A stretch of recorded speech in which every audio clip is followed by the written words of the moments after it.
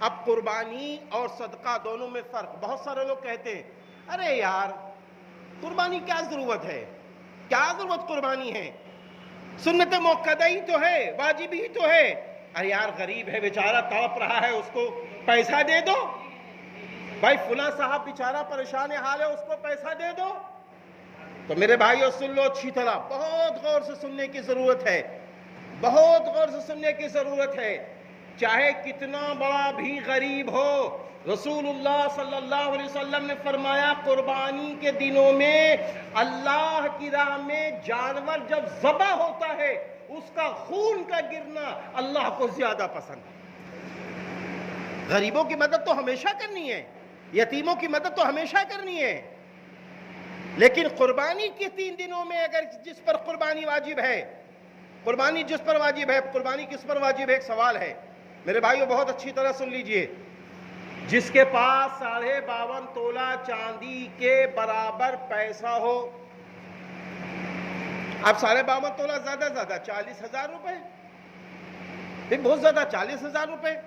اب ایک آدمی ہے اس کے پاس 5,000 روپے ہیں, اب وہ گھر کے اندر ضرورت سے زائد سامان ہے, ضرورت سے زائد سامان, گھر کے اندر 6-7 لوگ ہیں, ایک فریج ہونا چاہیے, اب اس کے اندر 2 فریج ہیں. گھر کے اندر 4-5 لوگ ہیں, ایک گاڑی ہونا چاہیے, 2 گاڑی ہیں.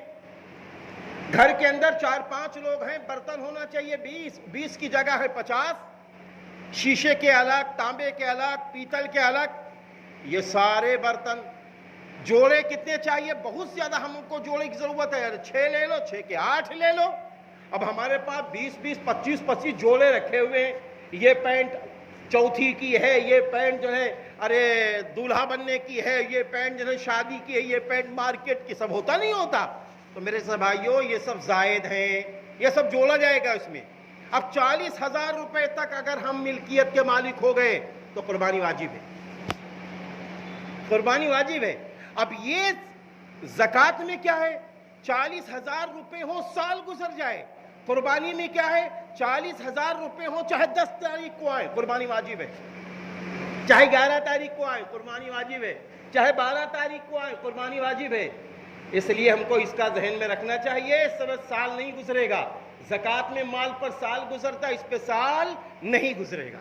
دوسری بات میرے بھائیو یہ ہے, جس پر قربانی واجب ہو وہ قربانی کرے.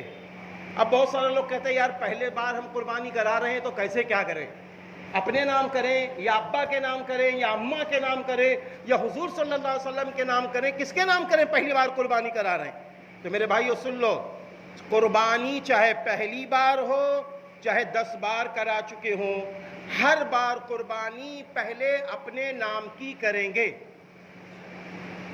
اس کے بعد دوسرا حصہ لو, تیسرا لو, چوتھا لو, 5واں لو, چاہے امی کے نام کراؤ, چاہے ابا کے نام کراؤ, چاہے پیغمبروں کے نام کراؤ, چاہے ولیوں کے نام کراؤ, جس کے نام چاہو قربانی کراؤ.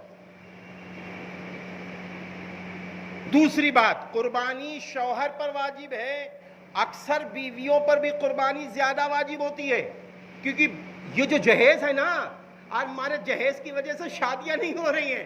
ارے یار لڑکی تو بڑی خوبصورت ہے لیکن وہ لوگ غریب ہیں, دیں گے کیا, اللہ جانے کیوں یہ مزاج بن گیا ہے. ارے وہ جہیز ہمارا ہے ہی نہیں, مردوں کا جہیز مردوں کا نہیں ہے, وہ جہیز جو آتا ہے وہ لڑکی کی ملکیت ہے. آپ نے دیکھا ہوگا نا, جہیز دیا جاتا ہے, ایک لسٹ ہوتی ہے, باقاعدہ کاربن لگایا جاتا ہے, اور اب ہوشیاری کیا کی جاتی ہے, 2 سائن کروائے جاتے ہیں, کاربن والے پیپر پر الگ سائن اور جو نمبر 1 کا پیپر ہے اس پر الگ سائن کروائی جاتی.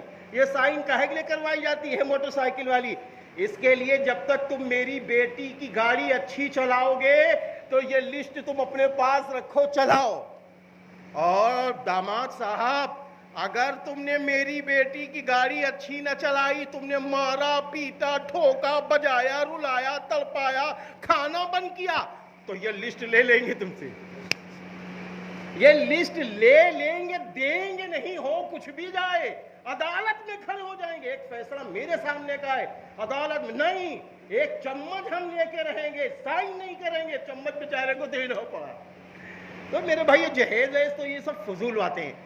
تو اب ایسی عورت جو جہیز لے کر آئی, تانبے کے برتن لے کر آئی, شیشے کے برتن لے کر آئی ہے, تو اس عورت پر بھی قربانی واجب ہو جاتی ہے کیونکہ 40,000 روپے کی وہ ملکہ ہوتی ہے.